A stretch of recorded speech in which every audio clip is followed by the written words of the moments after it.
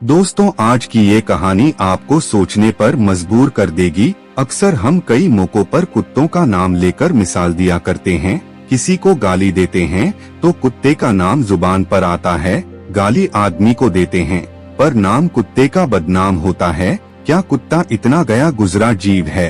हमने उसे कभी खिलाने पिलाने के बारे में तो नहीं सोचा, चाहे कितने ही दिन से भूखा द्वार पर पड़ा हो, लेकिन हमें कभी उसका नाम इस्तेमाल करने में लज्जा नहीं आई। आपसे निवेदन है 20 मिनट का समय निकालकर इस कहानी को जरूर सुन लेना, शायद आपकी सोच बदल जाए। नमस्कार दोस्तों, life changing things YouTube channel में आपका दिल से हार्दिक स्वागत है। एक गांव में सुरेश नाम का लड़का रहता था।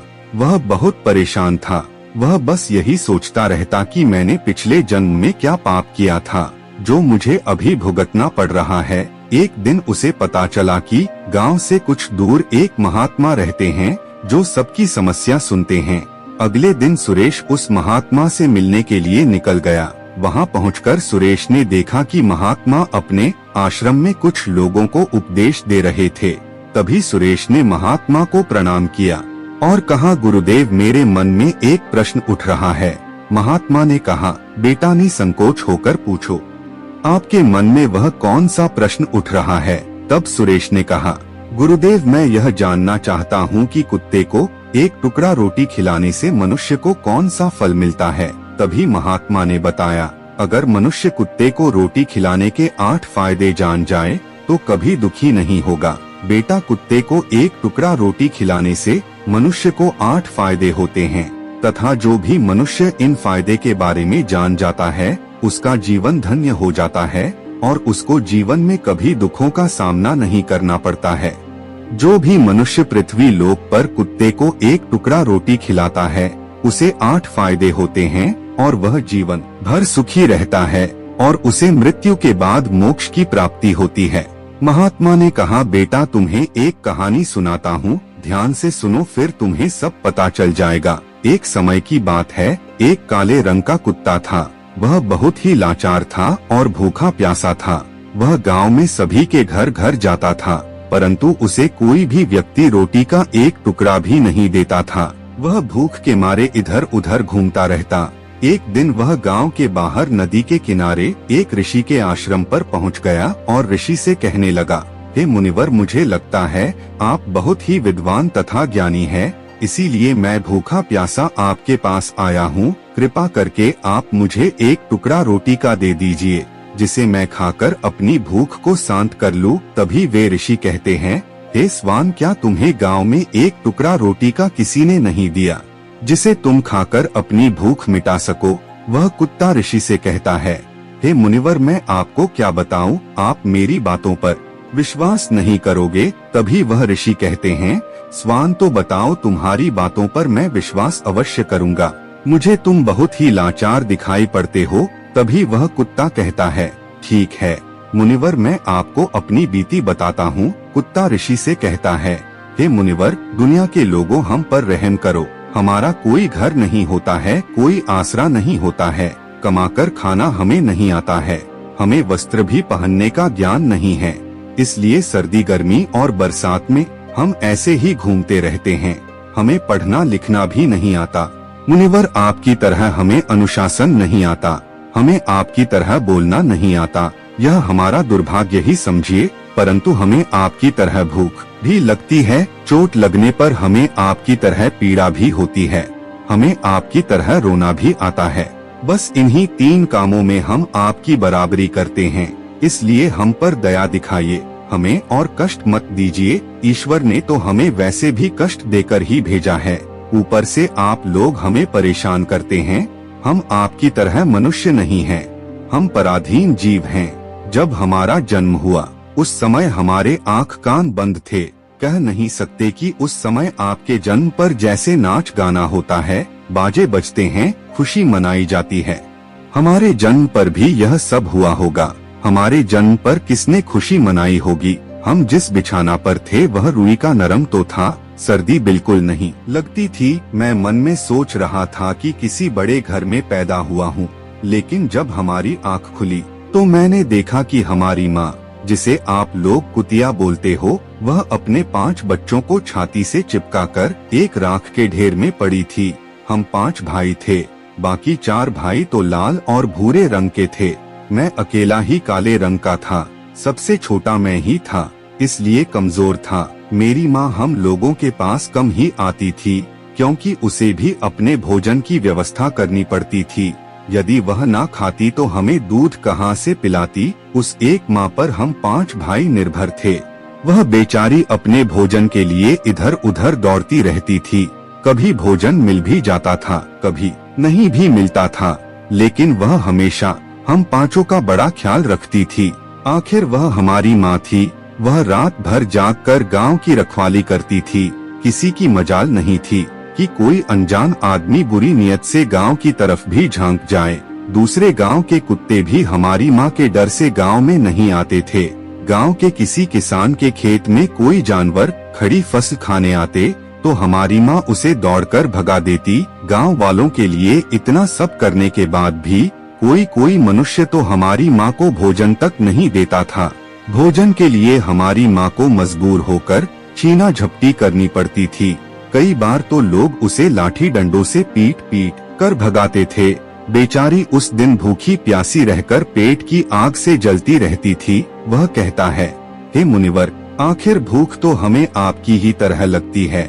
ऊपर से उसे अपने 5 बच्चों की चिंता भी लगी रहती थी। आखिर माँ जो थी, भूख उसे चैन से बैठने नहीं देती थी और गांव वालों का भी उसे देखकर हृदय नहीं पसीजता था। तो बेबस होकर उन लोगों के घरों में चोरी से घूमना पड़ता था और खाने की कोई चीज मिल जाती तो उसे खाकर अपने पेट की आग बुझा लेती थी। कई बार तो लोग उसे खाने की वस्तु ले जाते हुए देखते तो लाठी डंडे लेकर उसके पीछे पड़ जाते। कुछ निर्दय लोग तो कई बार उसे घर के अंदर बंद करके पीटते थे। हमारी माँ का बुरा हाल कर देते थे। फिर वह कुत्ता ऋषि से कहता है, हे मुनिवर, हमारी माँ ने क्या बिगाड़ा था? उसने सिर्फ अपने पेट के लिए भोजन ही तो चुराया था। चोरी करने का हमें कोई शौक नहीं है, पर पापी पेट हमें यह सब करने के लिए मजबूर कर देता है। एक दिन की बात है, बड़ी जोरदार बरसात हो रही थी। ओले पड़े थे, ठंडी हवा चल रही थी। उस ठंड में ठिठुरकर हमारे 3 भाई मर गए। उस दिन हमारी माँ बहुत रोई थी, लेकिन मनुष्य हमारी पीड़ा को नहीं समझा, क्योंकि उसके बच्चे थोड़े ही मरे थे। फिर वह कुत्ता कहता है, हे मुनिवर, अब हम सिर्फ 2 भाई रह गए थे। हमारी माँ हम दोनों की अच्छे से देखभाल करने लगी। फिर एक दिन उसी गांव में एक सेठ के घर पर दावत चल रही थी और अनेक प्रकार की मिठाइयाँ बन रही थी। सेठ जी के घर काफी मेहमान आए हुए थे। हमारी माँ कुछ खाने की तलाश में बार बार उधर जाती, लेकिन लोग उसे दुत्कार कर भगा देते थे। किसी को उस पर इतना भी तरस नहीं आया कि एक रोटी उस बेचारी को खाने को फेंक दे। एक रोटी से उनका क्या बिगड़ जाता। मेरी माँ बार बार जाती और वहीं खड़ी खड़ी देखती रहती थी। सेठ जी के आंगन में दावत खाने का सिलसिला चालू हुआ। भोजन परोसा जाने लगा। मेरी माँ भी वहीं जाकर पूंछ हिलाने लगी। खाना परोसने वाला आदमी जब किसी काम से भीतर गया तो मेरी माँ दबे पाव रोटी लेने को चल पड़ी। फिर दूसरे आदमी ने मेरी माँ को जाते हुए देख लिया तो चारों ओर से लोग चिल्ला चिल्ला कर उसकी तरफ भागे। मेरी माँ उनकी चीख सुनकर घबरा गई। 2-3 आदमी लाठी लेकर उसके पीछे बड़े बेरहमी से दौड़े। मेरी माँ वहाँ से घबराकर भागने लगी, परंतु उसे वहाँ से निकलने का कोई रास्ता नहीं मिला, क्योंकि सामने से लोग लाठी डंडे लेकर आ रहे थे। तभी मेरी माँ वहाँ पर जो लोग भोजन कर रहे थे उनको लांघ कर निकल गई। आगे वह कुत्ता कहता है, हे मुनिवर, मेरी माँ अपने निकलने पर इतनी हैरान नहीं थी जितनी कि उन लोगों को देखकर हुई थी जो वहाँ पर दावत खा रहे थे। वह सब उठकर खड़े हो गए।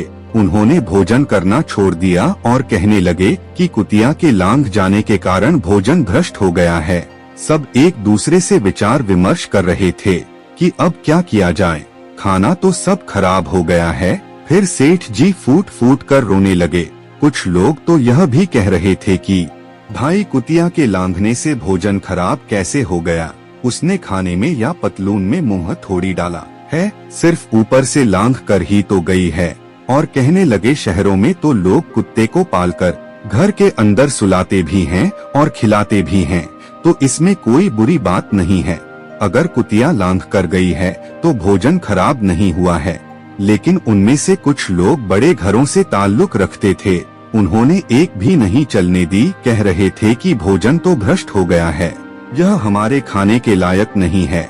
आखिरकार उन्हीं की बात मानी गई। अब तो वह सारा भोजन गरीबों में बांट दिया गया। उस दिन तो मेरी माँ को खूब पेट भर के खाना मिला था। ऐसा सुख उसने जीवन में कभी नहीं पाया था, लेकिन वह सुख उसके लिए बड़ी मुसीबत बन गया। वह भोजन करके वहाँ आराम से लेटी ही थी, उतने में वह सेठ डंडा लेकर वहाँ आ पहुँचा और उसे बुरी तरह से पीटने लगा। उसे वहाँ से भागने का भी कोई अवसर नहीं मिल पाया। डंडों की चोट से वह बुरी तरह से चिल्लाने लगी। माँ का विलाप सुनकर पत्थर भी पिघल जाता है, पर उस निर्दय को उस पर जरा भी रहम नहीं आया।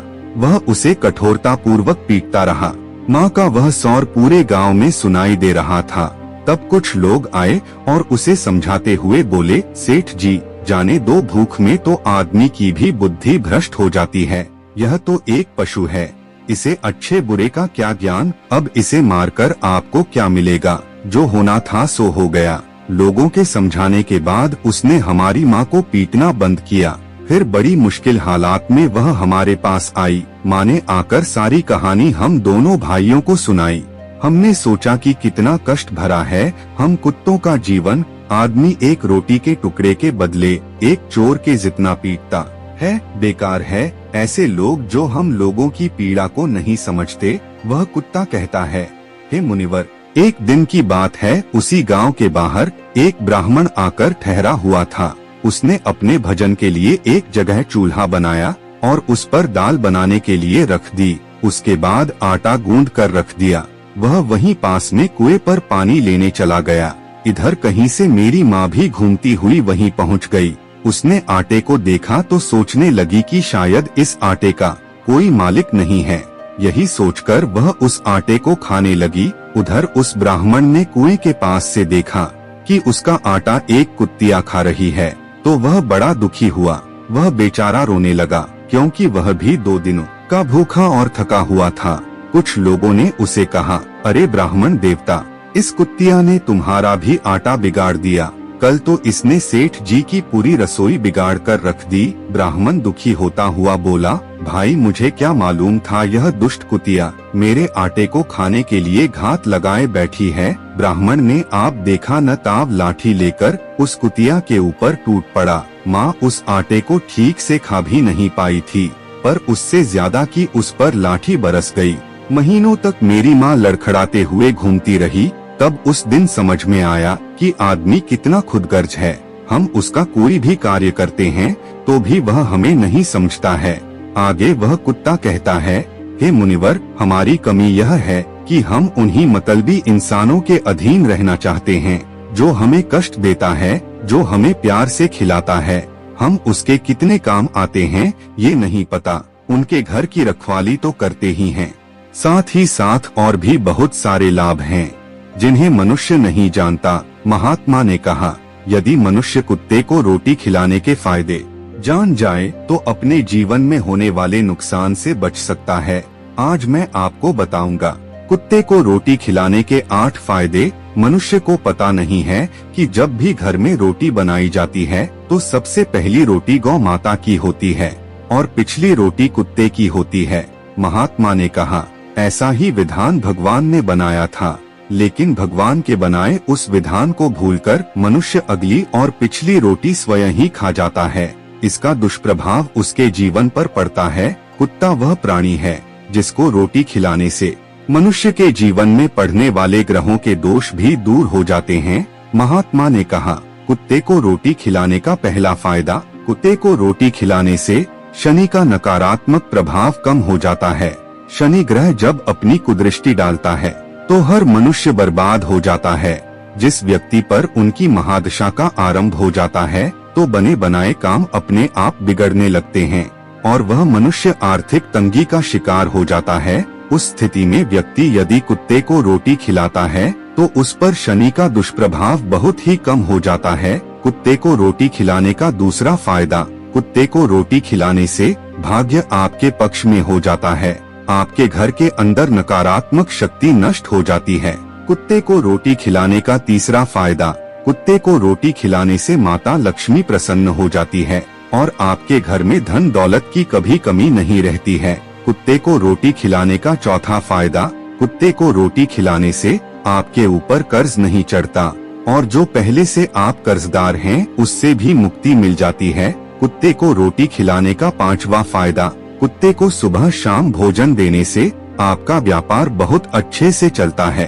कुत्ते को रोटी खिलाने का छठा फायदा, कुत्ते को रोटी देने से आपकी आयु में वृद्धि होती है और अटका हुआ धन वापस मिल जाता है। कुत्ते को रोटी खिलाने का सातवां फायदा, कुत्ते को रोटी देने से हमेशा आपका स्वास्थ्य अच्छा बना रहता है और मानसिक रूप से आप मजबूत रहते हैं। आपका मन हमेशा ऊर्जावान रहता है, अच्छे विचार आपके मन के अंदर आते हैं। कुत्ते को रोटी खिलाने का आठवां फायदा, कुत्ते को रोटी खिलाने से भगवान प्रसन्न रहते हैं क्योंकि भगवान को समस्त जीवों की चिंता रहती है और जो समस्त जीवों पर दया दिखाता है भगवान भी उस मनुष्य से हमेशा प्रसन्न रहते हैं। भगवान की कृपा सदैव उस परिवार पर बनी रहती है। आपने अपने बूढ़े बड़ों से सुना होगा, कहते हैं कि जब कुत्ता रोता है तो अब सुगुण होता है, कोई संकट आता है, किसी की मृत्यु होती है, इसलिए कुत्ते को कभी रुलाना नहीं चाहिए। इस प्रकार से महात्मा ने सुरेश को कुत्ते को रोटी खिलाने के 8 फायदे बताए और जो भी मनुष्य कुत्ते को रोटी खिलाता है तो उसे इन 8 फायदों का फल प्राप्त होता है। तो दोस्तों, कैसी लगी आपको यह कहानी? आप हमें कमेंट सेक्शन में जरूर बताना और अच्छी लगी हो तो लाइफ चेंजिंग थिंग्स चैनल को सब्सक्राइब जरूर कर लेना। तो चलिए मिलते हैं ऐसी ही कोई नई कहानी में, तब तक के लिए अपना ख्याल रखें। धन्यवाद।